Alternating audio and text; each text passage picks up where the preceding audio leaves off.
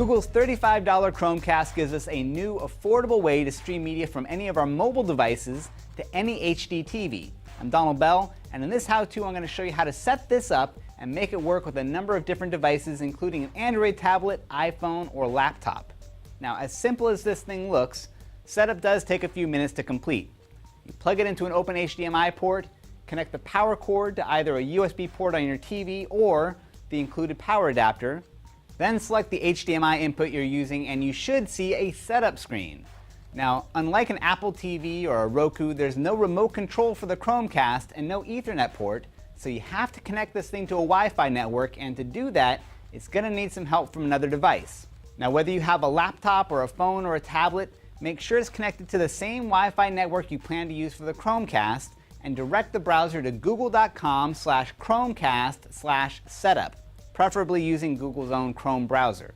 On this Mac, I was directed to download the Chromecast app. I'll open it up, and it searches for any nearby Chromecasts. I'll make sure that the names match before I hit continue, since hijacking my neighbor's Chromecast probably won't make them too happy.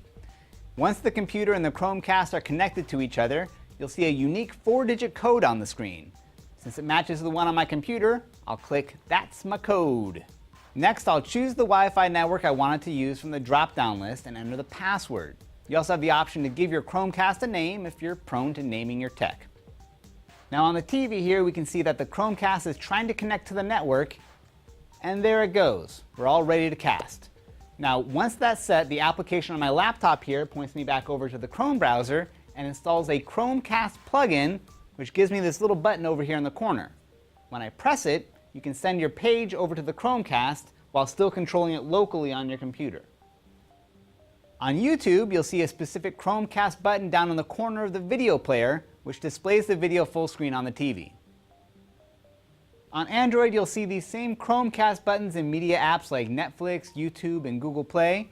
Just make sure you're on that same Wi-Fi network as your Chromecast, or you're not going to get very far. You'll also notice that when you're throwing content over to Chromecast, that your device turns into a kind of remote control, which you can use to play, pause, or adjust the volume. The same goes for iPads and iPhones. So long as you're on the same network, you should see the Chromecast option here for Netflix and YouTube, and support for Pandora is also expected soon. One last thing I want to touch on are settings. Back here on my laptop with the Chrome browser open, you'll see a settings option here when you click the Chromecast button. Here you can throttle or raise the video quality, resize your browser page to fit the TV screen, and even change the zoom setting for video playback. There's nothing here I recommend in particular, but it's good to know where these settings are.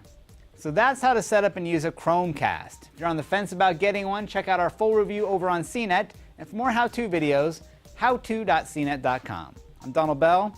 Thanks for watching.